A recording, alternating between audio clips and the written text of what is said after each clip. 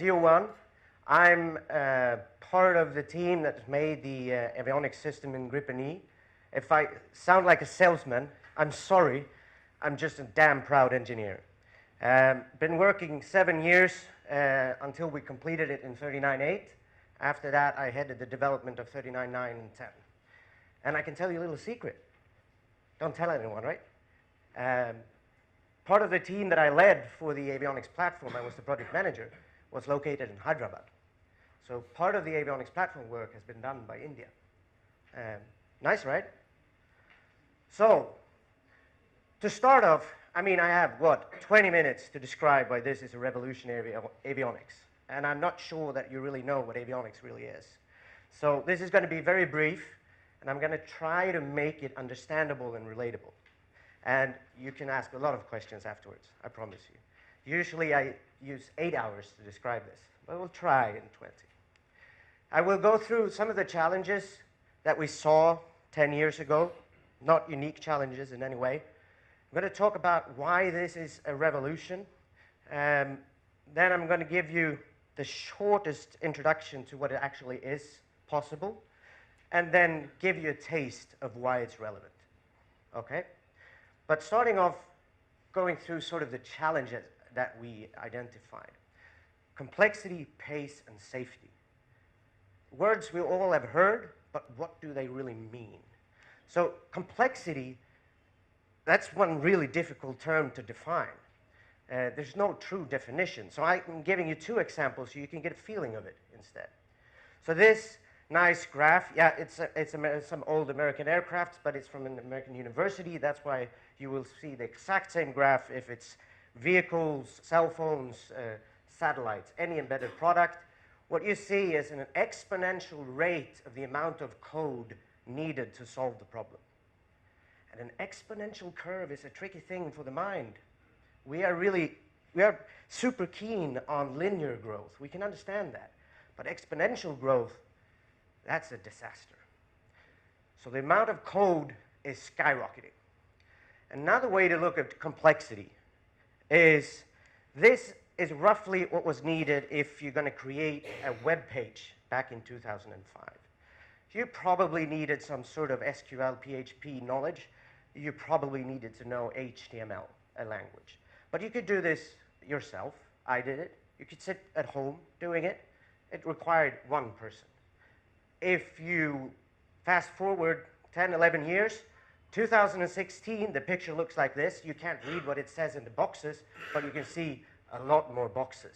Yeah, but that's not the whole story, because every box here is so much more complex than any single box there. So now, I can't do this myself anymore. Not even a single company can do this by themselves anymore. They are purchasing parts from other companies, creating complexity with ecosystems. Everything driving complexity. And there's a really good professor, a Dutch professor who now resides in Chalmers, Göteborg. His name is John Bosch. He's a professor in software engineering. And he's been researching complexity in embedded systems. An embedded system, that is when software is meeting a hard product. It's just a fancy word we engineers use, but that's called embedded. He stated, this quote is a few years old, that complexity grows with 10 times every 7 years. And if I would meet him today, I think he would argue that he's wrong, that it's probably 4 or 5. 10 times. That's, again, exponential. And I like this quote because first off, you see it and you think, well, 5 years, that's a long time, isn't it? Well, if you graduate from university, let's say you're 20 today, in 5 years, a lot of the things that you learned are obsolete. Because to solve the problems 5 years ahead, they will be 10 times more complex. So, practical example, developing a revolutionary avionics platform. It took us 7 years to figure it out. We had to change software tools 3 times because the tools that we used to do our job became obsolete. So complexity puts an enormous strain on the engineers who have to relearn all the time. So product development is basically about knowledge creation. It's nothing else. So this is something that you have to combat. Okay, this is a huge problem. The second one is, okay, fine, everything is changing. What are we going to do? Well, you can identify which change is driving. So this is an oversimplified graph. I'm sorry, we have more engineering-looking graphs behind this, but if you sum it up, if you go through vehicle systems, like fuel systems, hydraulic systems, etc., and you plot their change over time, going back for as long as they existed. I like my favorite example, thrust to weight ratio. If you plot that, it's a linear curve. And the change rate is pretty low. So for thrust to weight, over 20 years, you would see a twofold in what you can achieve. And that makes sense. We still need aeronautical disciplines, but we can plan for this. So that you make a midlife upgrade after 20 years and you're good to go. No biggie. But if you plot the available amount of computer power per dollar, it's again an exponential curve.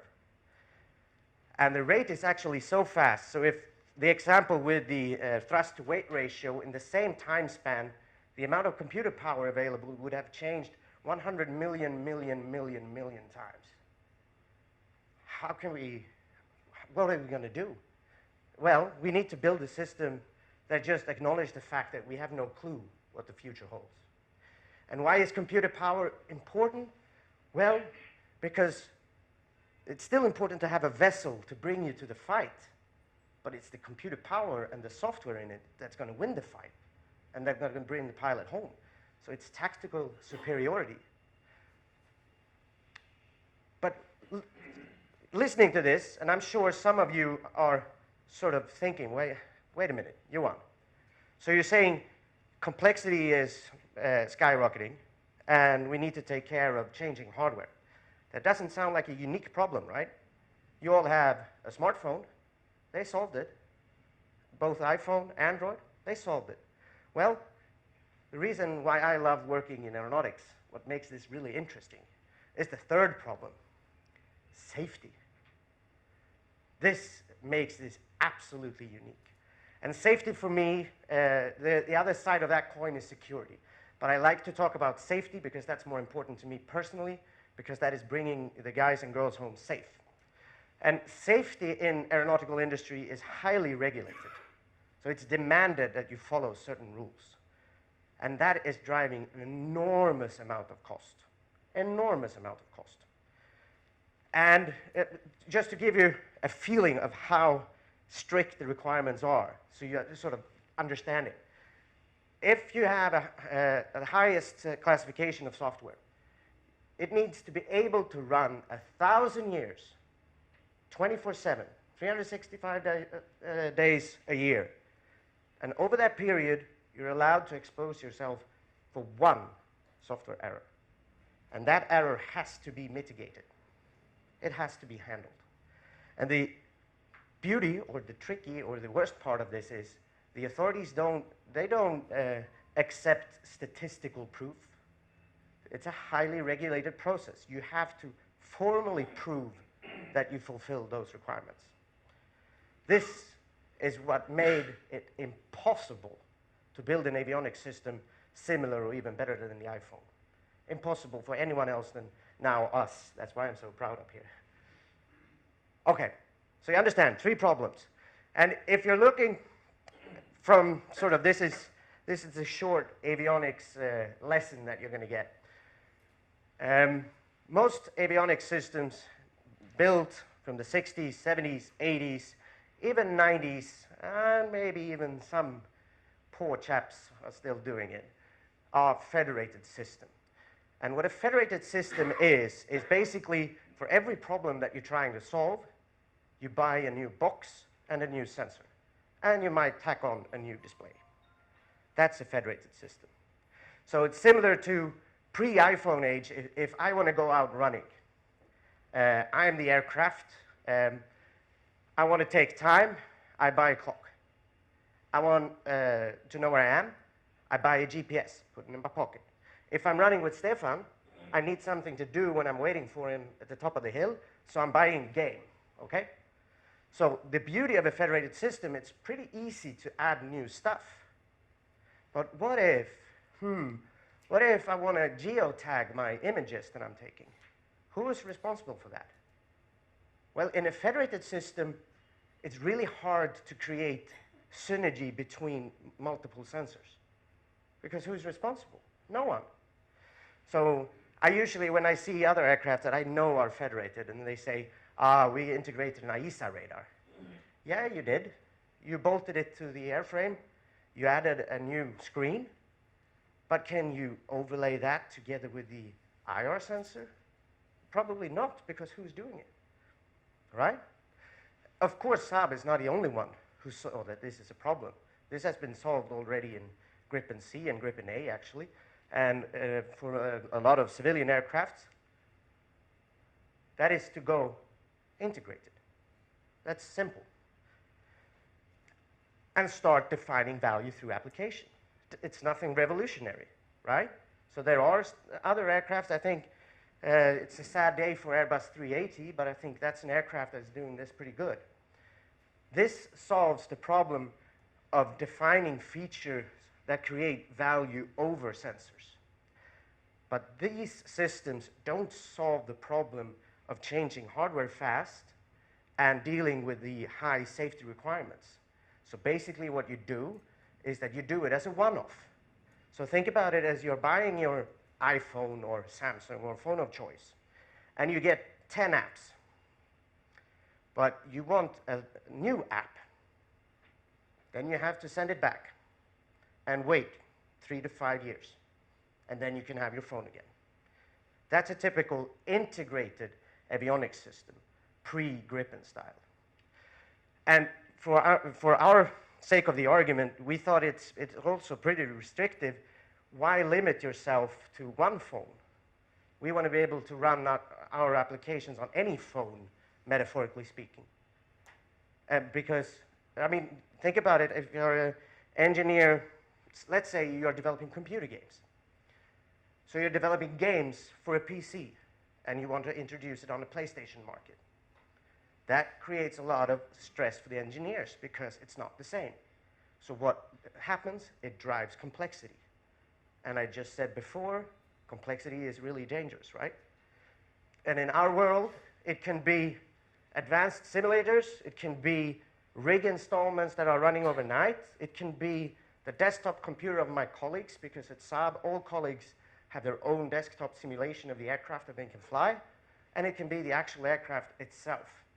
But from a software engineering perspective, we don't want the engineer to have to care where that software is running, because that combats complexity, right? Coming from an engineering angle, and I guess the militaries in here also know that we love acronyms, and in avionics there are plenty of them, and the integrated acronym was IMA. The Gripen system is so novel, so there are no acronyms. We tried several different acronyms, but I guess we just have to call it Gripen Avionics, because that's basically world-class now. Shortly, I told you I'm going to give you the shortest lesson of them all of what this is. Basically, and for the techies in here, it's a service-oriented architecture built up in several independent layers. This is a bit simplified because there's actually more than 3, but these are the 3 main parts. And the trick here is that the software level is totally independent of the hardware level. And vice versa, the hardware level is totally independent of the software level. And in between, there's what we call the avionics platform. And it's really tricky to describe what that is, because that's a creature of its own. It's an ecosystem. It's code, yes. It's tools. It's documentation. And it's a lot of automatic tests. So these 3 parts together, and the PowerPoint is, I have to admit, it's not beautiful, but it's still a PowerPoint. But I mean, now it's existing in the world. It's flying in 398. It's flying in 399. And we have already seen that we have a lot of beautiful capabilities. For example, we can mix criticality in the system. We can, you saw the movie before, if you didn't doze out in the movie time. They said the safety critical is separated from the tactical. Yeah, that's half the story. Everyone has thought of that idea. We also wanted that even within the safety critical system, we wanted to be able to deploy prototype code, run it in the same computer, because we want to utilize all the power that we have in the aircraft. That's why if you see common requirements on systems like this is that when you launch, you need to have 50% spare CPU capacity. Well, I'm not so sure, because if we can upgrade the computers next year, we can probably have 1,000% spare capacity, right? But mixing criticality allows us to move everything around, not having to care where it's operating. Assured to the strictest standard, yeah, believe me, that's why it took 7 years. It was tough work, and I'm thankful for the team in Hyderabad helping us. Really, really thankful. The big question, of course, is why hasn't anyone else done this? Well, it's so novel and so crazy to do it. I used to say we were naively brave. We were brave enough to, when we saw those problems, we thought we have to solve it. But we were extremely naive in how hard it was. And I would say it's a problem so hard that you can't solve it with money. We are just fortunate enough to have access to a lot of extremely good engineers, because it took a lot of effort to figure this out. It's so novel that the strict standards and regulations can't foresee a system like this. So we had to work with the authorities to go through how we actually could prove that we adhered to those standards. So that's how novel it is. But that is done, so really good. Proud of that. Makes it easy to add, delete, modify. Importantly, it allows for third-party or partner involvement. Third party, from an engineering perspective, I think that's important. You can use software from anywhere, right? If you trust the system. Partner involvement, you heard it before. The Brazilians are already developing software in Brazil that they can run in simulators in Brazil. It can be feeded back into the main track development, and it is, and it's working.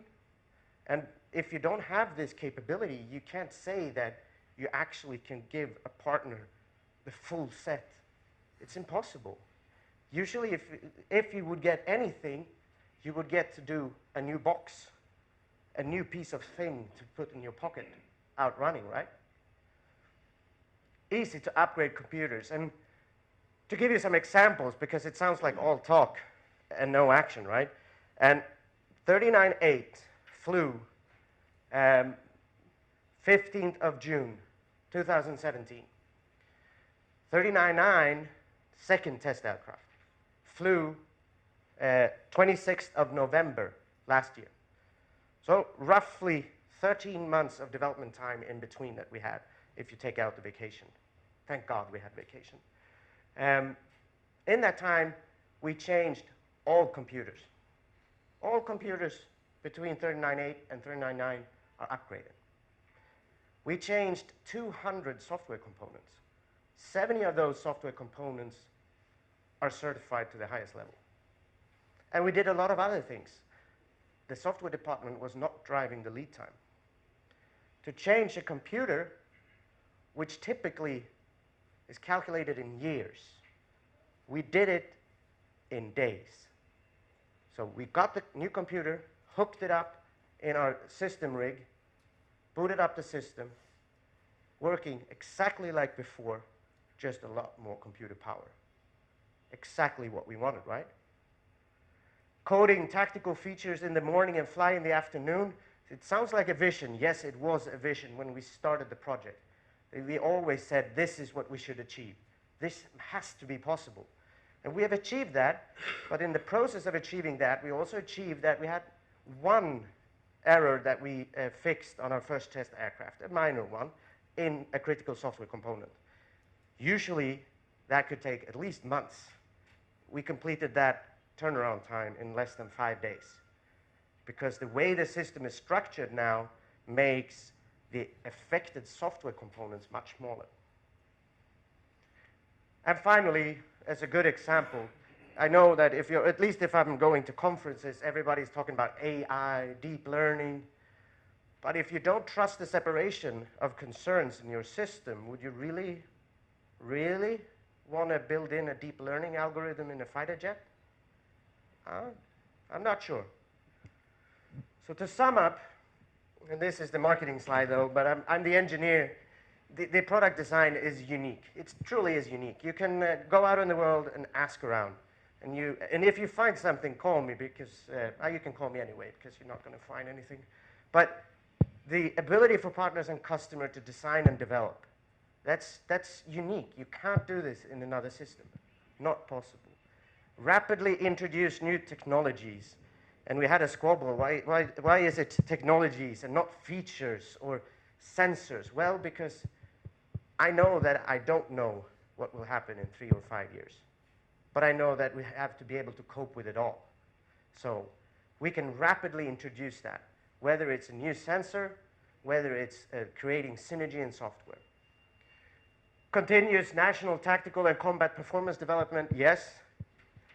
And at the end of the day, I mean, we're working in avionics, but my passion for the job, besides it being a really difficult, fun problem, is that I want to bring our pilots the best possible gear that they have to go out, complete their mission, and more importantly, from my perspective, that they come home again. Thank you.